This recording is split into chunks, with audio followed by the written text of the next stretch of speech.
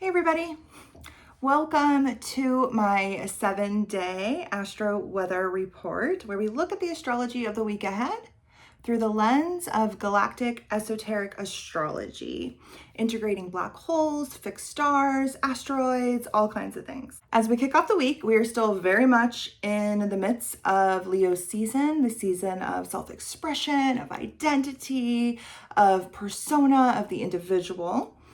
And we are in the midst of several retrogrades. This is a period of reassessing, reconfiguring, realigning our lives in order to find an equilibrium. The previous weeks had us really revisiting things in order to see what needed to be reassessed, reconfigured. Last week, we had Mercury retrograde conjunct the Sun, which brought some sort of revelation to the surface.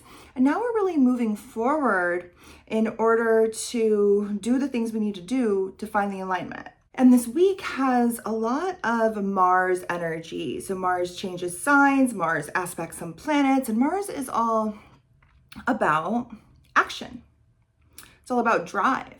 It's all about motivation. Now, the first major planetary shift we feel this week is that of Mars. On Wednesday, Mars will move from Virgo into Libra. And when it does so, it will cross the Equinox degree, which is a degree all about balance. It's all about harmony. It's all about equilibrium. And so Mars, the planet of action, drive, motivation, is going to feel driven to act in order to seek out balance, harmony, equilibrium. Mars doesn't necessarily like to be in Libra. Mars is a very will-driven planet. It has a lot to do with the self and the will of the individual. We are also in Leo season, which has a lot to do with the self and the will of the individual, while Libra has to do with the other. It has to do with partnership dynamics. It has to do with relationships. So Mars isn't necessarily comfortable there, but we can work with this energy, and we will have to work with this energy because Mars will be aspecting a lot of the retrogrades. Before we talk about the aspects Mars will be making to planets, including some of our retrogrades, let's first talk about the Super Galactic Center. Arguably one of the most important parts in the sky. I'm a little biased. It does align with my sun, but it falls right at the beginning of Libra. And as Mars moves into Libra, it conjuncts the Super Galactic Center. Now, the Super Galactic Center is a black hole. It's sometimes referred to as M87, and it is the black hole at the center of our supercluster. And so it itself falls at the center of Galaxy 87, and it holds together our supercluster. So the Milky Way galaxy, the Andromeda galaxy, and 100 other galaxies all rotate around this galactic point in space. And so it is the center of a supergalactic mind, a supergalactic neighborhood, a supergalactic logos. It is really 100 galaxies or more. They're always adding more to it. But 100 galaxies all united as one. It's very Libra, right? It pulls us out of the self, it pulls us out of our Milky Way, and it shows us how not only are we part of a solar system, not only are we part of a galaxy, but we're also part of a super galaxy, and we're also part of a super cluster and things like that. But this really brings us out into that like grander galactic mind, which is all about the union of forces. It's 100 galaxies working together as one. And so Mars, that planet of action, is going to be supercharged by this super galactic consciousness. And so we're going to feel very highly charged as Mars moves into Libra, not only from the super galactic alignment, but also from the trine to Uranus. So we have Uranus right here at the beginning degrees of Gemini. And on the 8th, on Thursday, Mars will make an exact trine to Uranus. Now, a Mars-Uranus trine can be a little volatile, especially on the world stage. Uranus is unpredictable, it's erratic, it has a lot to do with advancements. It also has a lot to do with like uprisings and revolutions and revolts and things like that.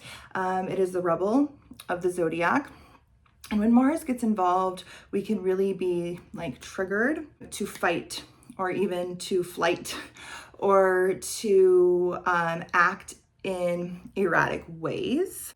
Now, both Libra and Gemini are air signs, and they both have to do with communication, and they both have to do with the mind, right? Libra is thoughts that connect me and you. And Gemini has a lot to do with like the information that is shared between me and you, ideas, right? And so Mars will be feeling like it wants to act in new, innovative ways that bring about a balance, a harmony, an equilibrium, ideally, but also we could be very trigger happy, I guess maybe is the right way to word that, during this time. So keep that in mind, all right? Especially in regards to communication, because remember, Mercury, the ruling planet of Gemini, is still retrograde. And so communication is not clear, but we are really in our inner monologue, really reassessing, reconfiguring things within the self. And Mars is going to be ready to take some sort of action this week, but it's not going to be like new action, although with Uranus it could be, because Uranus is all about the new. It's really going to be about action in order to rewrite actions that have already been taken in the past, in order to find an equilibrium, a balance, a harmony that was perhaps lost. Now, not only does Mars come into a trine with Uranus and Gemini on the 8th, but it also starts to oppose the retrogrades in Aries. And it will make its exact opposition to Saturn on the 8th. And then Neptune on the 9th, the same day as our Aquarius full moon. And so right around this full moon, which is all about culmination, things coming to a peak in order for us to see, in order for us to harvest. It's a story that has been really building over the past 6 months in the area of our life ruled by Aquarius. Mars, which is still very much aspecting Uranus, a little erratic, but ready to push into the future, right? It's in Libra, really looking for balance and harmony. And then it's opposing these retrogrades in Aries that have been doing some work. They have been retracing their steps in the area of our life ruled by Aries. Neptune has been seeking clarity in a previously foggy situation, and Saturn has been giving us a reality check, a needed reality check, and also been helping us to do some of the work that maybe we had, because of Neptune, maybe we had dissociated from. Maybe we had tried to escape from, and maybe we had shoved under the rug. So Mars is like, okay, there is some work that needs to be done. I have seen into the fog. I have seen what I have been avoiding. Saturn wants us to do this work, and Mars is here to take some of that action. And what really we see a culmination on Saturday at the full moon, which falls in Aquarius, a Saturn ruled sign. It's actually ruled by both Saturn and Uranus, which will be aspecting Mars at that time. We will be talking about this moon extensively over on Patreon, as we do for every moon. If you are interested in diving into this Aquarius moon with us, head over to Patreon. It's linked down below. Come and join us. It's a sliding scale. You can pay whatever you want. All tiers have access to all of the video content. It's starting as low as like $3 a month. You guys can pay $3, $5, $10, whatever you want. You have access to everything. I dive very, very, very, very, very deep into all new moons and full moons. And so if you're really ready to go deep and move beyond this like bite-sized content into the depths of the mystery, come and join us. This video will be airing on Wednesday, and we will explore this energy in depth. This Aquarius moon is interesting. It's not aspecting any planets, but it's aspecting a lot of asteroids. All of the like major asteroids that a lot of astrologers actually use, all of the like major goddesses. So it's aspecting Ceres, the earth goddess of fertility. It's aspecting Juno, the goddess of marriage. It's aspecting Vesta. It's aspecting Pallas. And so we'll talk about that. We will talk about that over on Patreon. Come and find us. Now, this full moon is going to be, all full moons are illuminations. They bring about revelations. They bring light to a situation. And this is the last full moon that we have before Mercury stations direct next week on the 11th.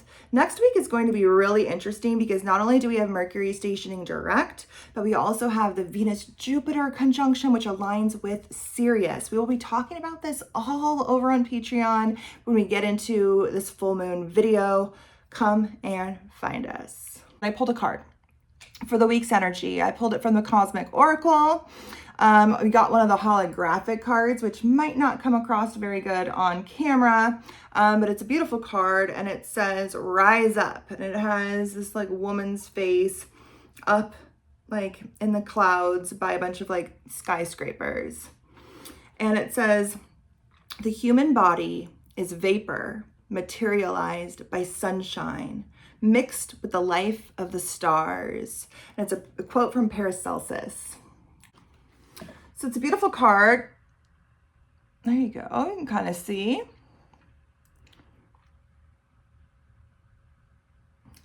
And it's telling us to take action, to rise up, right? It's a Mars-driven week. And so it's going to be a week of action, drive, motivation, and maybe even a little inaction, because when Mars is in Libra, we're a little indecisive. We're not so quick to choose and act, which Mars usually is, because Libra wants to take the right action. And if there is not a right action, then it like freezes and does not know how to act, because it wants an aligned, balanced, fair, just action. And if that is not one of the options, then it can tend to kind of like freeze up. And so that planet of action can get a little frozen when in Libra, but it's so supercharged that really we're going to be feeling that call to act, and that call to act to find balance, harmony. And I love this quote here from Paracelsus. The human body is a vapor materialized by sunshine mixed with the life of stars. We've got Mars aligning with the Super Galactic Center this week. Mars is so about the individual, and it's really aligning with that super galactic force to remind us that we are more than just our individual. We are part of this like grand unfolding, this cosmic realm, this super galactic consciousness. It runs through all things, including us. And I love how it has her like literally rising up in status, rising up in responsibility, Saturn, rising up in the outer world. Leo is all about being seen. It's about shining our light. Mars wants us to act. And so this week is really going to be about how can I act in order to show up as a more shining light in this world. The human body is vapor materialized by sunshine, mixed with the life of stars. We are more than just our body. We are more than just our ego. We are more than just our persona. We are part of this grand unfolding. We are on a path of fate and destiny. Mars has a lot to do with our hero's journey. And when Mars is aspected heavily, like it will be this week, not only are we driven to act, but we're motivated to do so. We're motivated to take the steps needed on the quest of life and our part in this grand unfolding. Now, if you want to know more, like much more, come and find me on Patreon. I'll be doing my regular live streams where, we discuss the moon and the current astrology in depth. They usually run about 2 hours. If you can't watch it all at one time, you can come back and watch it later. But that's where I go really deep into the energy. Also find me on Substack, link down below for in-depth articles. And if you want to book a reading to go deep into your chart, my website is down below too. And I have a couple spots open for August, a handful of spots open for like late August. And then of course for September, I'm booking for September as well. So you guys know where to find all the links. They're down below, and I wish you the best week.